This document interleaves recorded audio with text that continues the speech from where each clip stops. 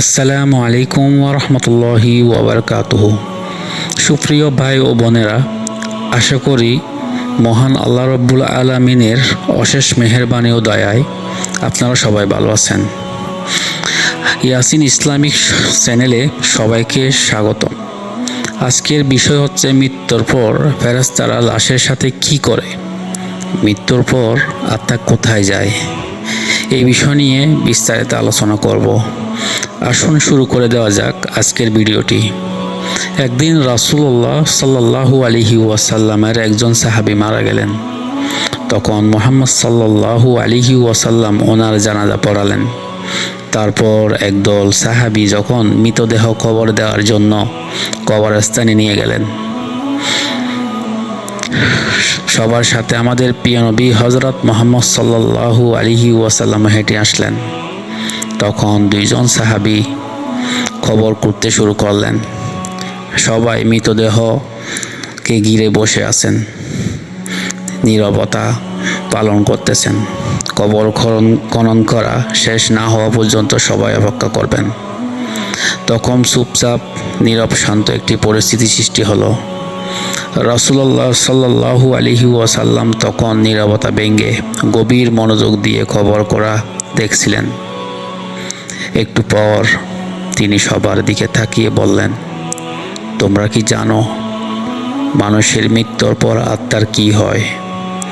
সবাই তখন খুব আগ্রহের সাথে রাসূল সাল্লাল্লাহু আলাইহি ওয়াসাল্লামকে জিজ্ঞাসা করলেন, ইয়া রাসূলুল্লাহ, আপনি বলেন, আমরা তো জানি না। নবীজি তখন একটু চুপ থাকলেন এবং সবাই ওনার কাছে এসে ঘিরে বসলেন। মৃত্যুর পর আত্মার কি হয়, এই তথ্য তাদের জানা ছিল না। আজ তারা এই তথ্য প্রিয় নবী হযরত মুহাম্মদ সাল্লাল্লাহু আলাইহি ওয়াসাল্লামের মুখ থেকে শুনতে পারবেন। কত বড়ই সৌভাগ্য তাদের। প্রিয় ভিউয়ার্স, আজ আপনারাও শুনতে পাবেন রাসূলুল্লাহ সাল্লাল্লাহু আলাইহি ওয়াসাল্লাম মৃত আত্মার বিষয়ে কি বললেন, মৃত্যুর পর কি হয় আত্মার। শোনার জন্য সবাই অধীর আগ্রহে রাসূল সাল্লাল্লাহু আলাইহি ওয়াসাল্লামের চারপাশে ঘিরে বসলেন। তিনি একবার কবরের দিকে তাকিয়ে মাথাটা তুলে আকাশের দিকে তাকালেন। তারপর তিনি গল্পের মতো করে বলতে শুরু করলেন। তিনি বললেন, শোনো, যখন মানুষ একেবারে মৃত্যুশয্যায়, তখন সে মানুষ ফেরেশতাকে দেখে ভয় পেয়ে যায়। কিন্তু যে বিশ্বাসী ও ভালো মানুষ, তাকে মৃত্যুর ফেরেশতা হাসিমুখে সালাম দেয়, তাকে অভয় দেয় এবং মাথার পাশে এসে তার মাথায় হাত বুলিয়ে এবং ধীরে ও যত্ন করে তাকে পাশে বসে। তারপর মৃত পায়ে মানুষটির দিকে তাকিয়ে বলে, হে পবিত্র আত্মা, তুমি তোমার পালনকর্তার ক্ষমা ও ভালোবাসা গ্রহণ করো এবং এই দেহটি থেকে বের হয়ে আসো। মুমিনের আত্মা যখন বের হয়ে আসে, তখন সে কোনো রকম ব্যথা ও বেদনা অনুভব করে না। রাসূলুল্লাহ সাল্লাল্লাহু আলাইহি ওয়াসাল্লাম তখন একটু ভালো করে উদাহরণ দিয়ে বললেন, উদাহরণ হিসেবে মনে করো, একটি পানির পাত্র কানায় কানায় পূর্ণ হয়ে যাওয়ার পর উপর থেকে যখন এক ফোঁটা পানি নিঃশব্দে নিচে নেমে চলে আসে, ঠিক তেমনি নীরবে ও কষ্ট ছাড়াই আত্মাটি তার দেহ থেকে খুব শান্তিপূর্ণভাবে বের হয়ে আসে। সেই সময় দুইজন ফেরেশতা বেহেশত থেকে বেহেশতি সুগন্ধি মাখানো একটি নরম সুতির সাদা চাদর নিয়ে আসেন এবং সে আত্মাকে সাদা চাদরে আবৃত করে আকাশের দিকে নিয়ে যান। তারা যখন আকাশে পৌঁছেন, তখন অন্য ফেরেশতারা আত্মাটিকে দেখার জন্য এগিয়ে আসেন। কাছে সেই সবাই বলে, সুবহানাল্লাহ, কত সুন্দর, কি সুন্দর ঘ্রাণ। তারপর সবাই জানতে চায়, এই আত্মাটি কার? উত্তরে আত্মার বহনকারী ফেরেশতা বলেন, উনি অমুকের সন্তান অমুক। বাকি ফেরেশতারা তখন আত্মাটিকে সালাম দেয়। তারপর তারা জিজ্ঞেস করেন যে উনি কি করেছেন, ওনার আত্মার এত সুঘ্রাণ কেন? আত্মা বহনকারী ফেরেশতাগণ তখন বলে উঠলেন, আমরা শুনেছি মানুষজন বলা বলি করছে উনি একজন ভালো মানুষ ছিলেন, আল্লাহ তাআলা একজন ভালো বান্দা ছিলেন, তিনি অনেক দয়ালু, মানুষের অনেক উপকার করেছেন সে, এতটুকু বলার পর রাসূলুল্লাহ সাল্লাল্লাহু আলাইহি ওয়াসাল্লাম একটু থামলেন। তারপর ভালোভাবে সবার দিকে একটু দৃষ্টি দিয়ে ওনার কণ্ঠটি একটু বাড়িয়ে দিলেন এবং এই কারণেই বলছি, সাবধান, তোমরা কিন্তু কখনোই মানুষের সাথে খারাপ ব্যবহার করবে না। কিন্তু কখনো মানুষের সাথে খারাপ ব্যবহার করলে সাথে সাথে তওবা করে নিবে এবং ব্যক্তির কাছে ক্ষমা চেয়ে নিবে।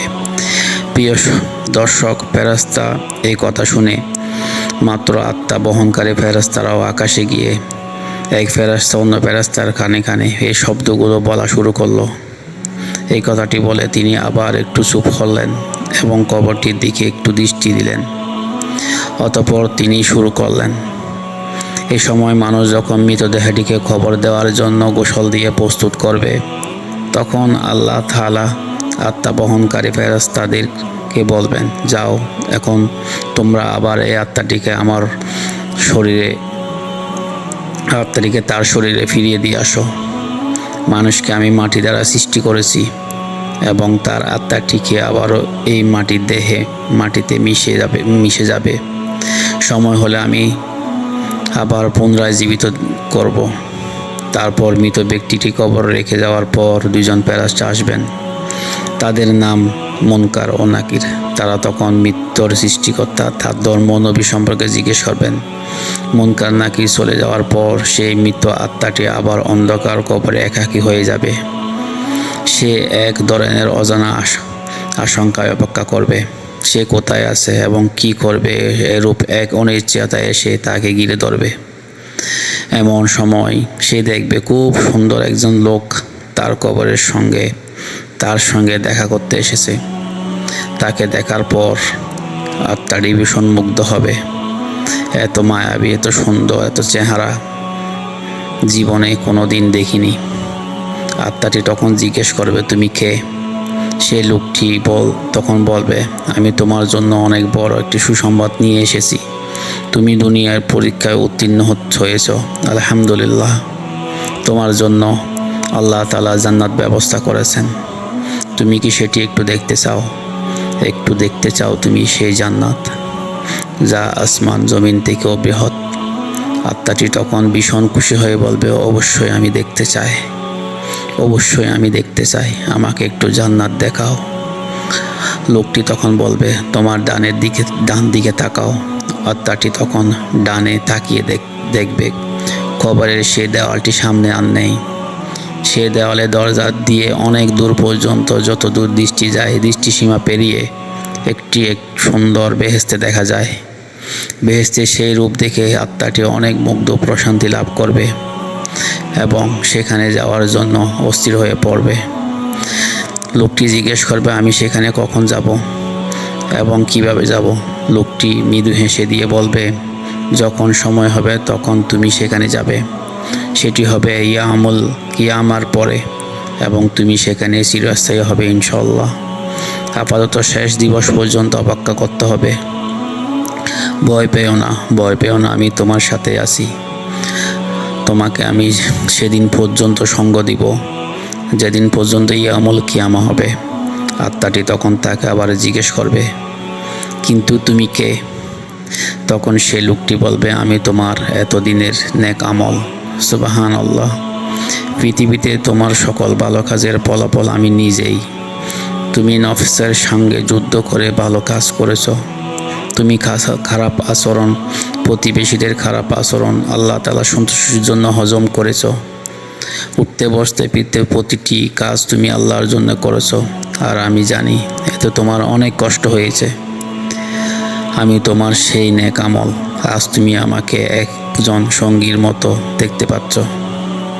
আমাকে আল্লাহ তাআলা তোমার সঙ্গ দেওয়ার জন্য এখানে পাঠিয়েছেন।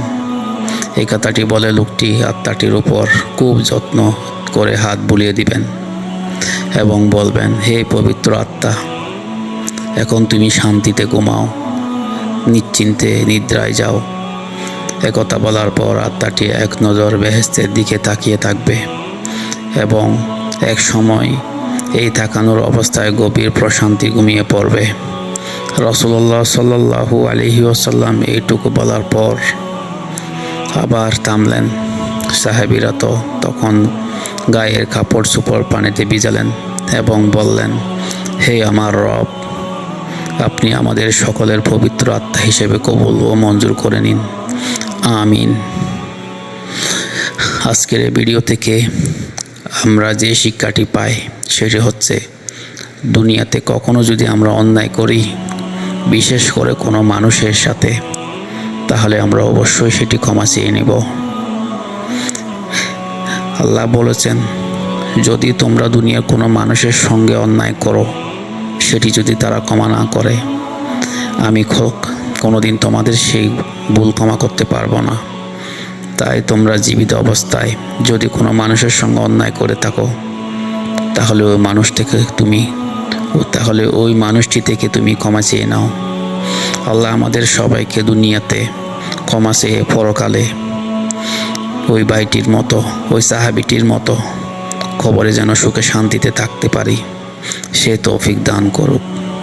আসসালামু আলাইকুম ওয়া রাহমাতুল্লাহি ওয়া বারাকাতুহু।